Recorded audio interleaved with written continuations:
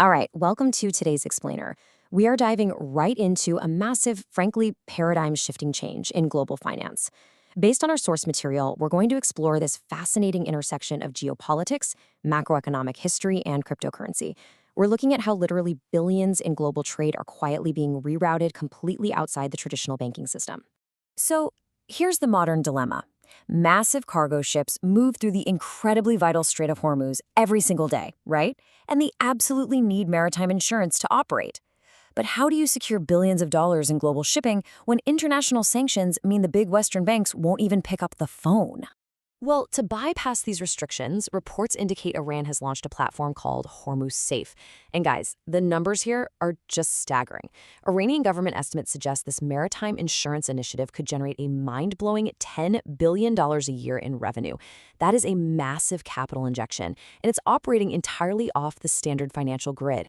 According to local reporting, this platform offers cargo owners a pretty radical alternative. They're providing secure digital insurance policies that are settled completely outside the US dollar banking system. So, instead of waiting days for wire transfers that, let's face it, might just get blocked anyway, this system uses fast, verifiable digital insurance paid via Bitcoin and settled at the speed of the blockchain. Section 1. The birth of the petrodollar. To really grasp why an initiative like Hormuz Safe matters so much, we have to look at the system it's bypassing.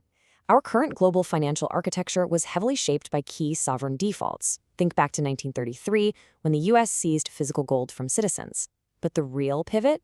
That happened in 1971, when President Nixon closed the gold window. To replace gold, the U.S. engineered a brilliant strategic pivot. They struck a deal with Saudi Arabia to price all their oil exclusively in U.S. dollars. And that deal created what's known as petrodollar recycling, basically the engine of the modern global economy.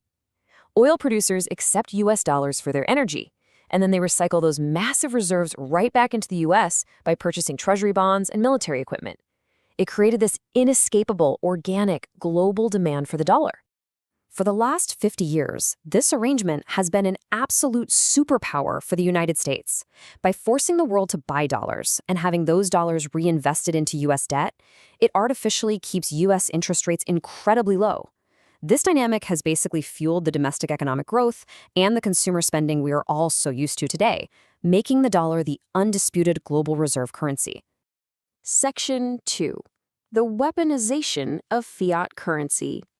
Now, when you control that global reserve currency, you hold immense power. And it's power we've recently seen weaponized. It's fascinating, because during the Cold War, even on the brink of actual nuclear destruction, the U.S. maintained dollar neutrality. They let the Soviets hold and use eurodollars without seizing them, knowing that a reserve currency must remain neutral to be trusted. But, as the source points out, that long-standing precedent was totally shattered in 2022 following the invasion of Ukraine. The numbers involved here are wild.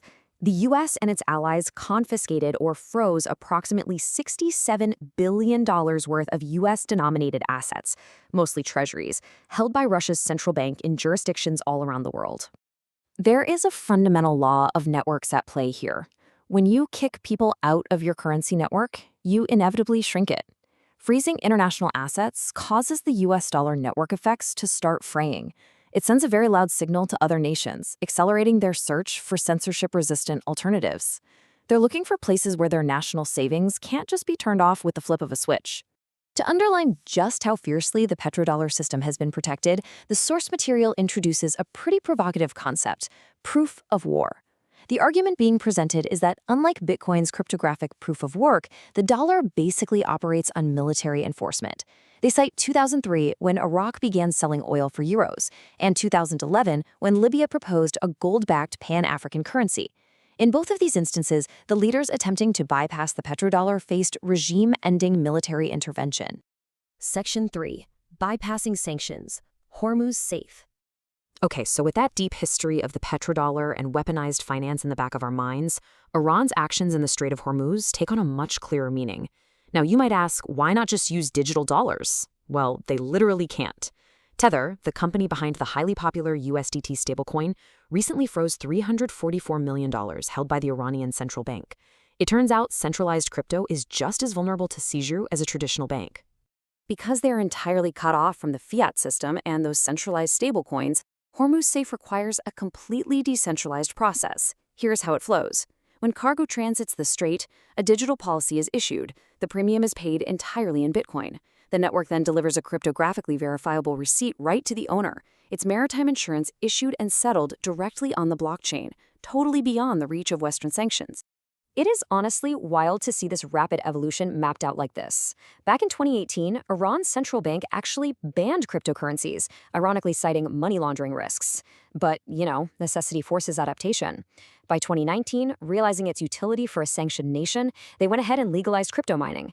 And now, in 2024, they're launching a full-fledged Bitcoin-settled maritime insurance product. They literally went from banning it to leveraging it for sovereign survival. Section 4, the asset choice. Why Bitcoin? So why Bitcoin specifically? There are thousands of crypto networks out there. Why not use Ethereum or XRP or Cardano for a $10 billion operation? Well, the answer lies in the unique needs of a sanctioned sovereign nation. When a major global player needs absolute, unbreakable, censorship resistance, competing networks just don't make the cut. Bitcoin provides the massive market capitalization, the deep global liquidity, and the unmatched network effects to guarantee it won't be shut down by any single entity or government. This quote perfectly distills the core thesis from our sources. Earliest adopters of Bitcoin at both the individual and the nation-state level are always going to be those marginalized groups cut off from the US dollar system. It's not necessarily about some grand cyberpunk ideology, right? It's sheer pragmatism. Necessity is driving them to decentralized finance simply to survive outside the dollar monopoly. As we wrap up this explainer, I want to leave you to ponder the immense macroeconomic implications we've unpacked today. Are localized strategies, like an insurance platform in the Strait of Hormuz, are they simply isolated workarounds? Or are they the very first dominoes falling in a much larger shift? Are we watching the 50-year era of the petrodollar finally give way to a new, decentralized, cryptographically verified global reserve? It's a fascinating question to think about. Thank you so much for joining me on this deep dive, and I'll see you next time.